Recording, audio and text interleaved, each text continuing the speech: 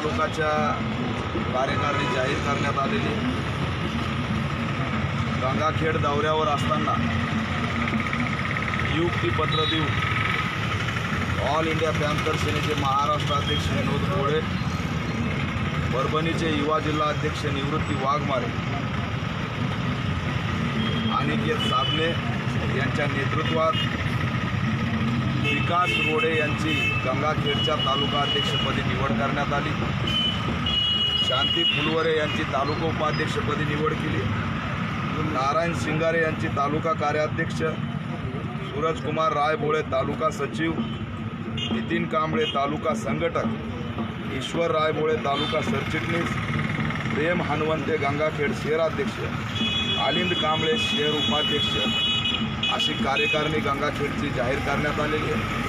महाराष्ट्रभर all India panther सेनेच्या माध्यमातून दलित अत्याचाराच्या विरोधात एक व्यापक आंदोलन उभा करण्यासाठी गावागावामध्ये ऑल इंडिया पॅन्थर सेना मोठ्या झपाट्याने वाढत आहे। तरुण या संघटनेचे लक्ष झालेले आहेत आणि तरुणांची सर्वात मोठी महाराष्ट्रातली संघटना म्हणून ऑल इंडिया पॅन्थर सेनेकडे पाहिलं जातं। कालच लोह्यामध्ये जे प्रकरण घडलं शिवनी जामगामध्ये, त्यातील गणेश येडके हा हॉस्पिटलमध्ये जखमी आहे, मृत्यूशी झुंज देतोय। त्या संदर्भात सुद्धा ऑल इंडिया पॅन्थर सेनेने थेट भूमिका घेतलेली आहे आणि गृहमंत्र्यांनी या सरकारला धारेवर धरलेलं आहे। सरकारला आव्हान केलेलं आहे, आव्हान आजही करतोय की गणेश येडकेचा जीव वाचवणं गरजेचं आहे।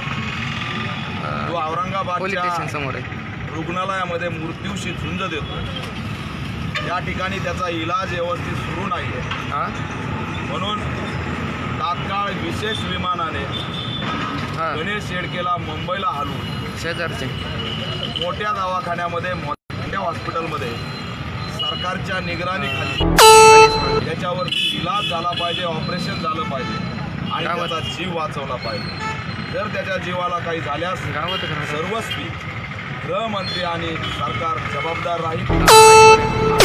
आव्हान मी या सरकारला करतो आणि आज संघटनेमध्ये स्वागत करतो।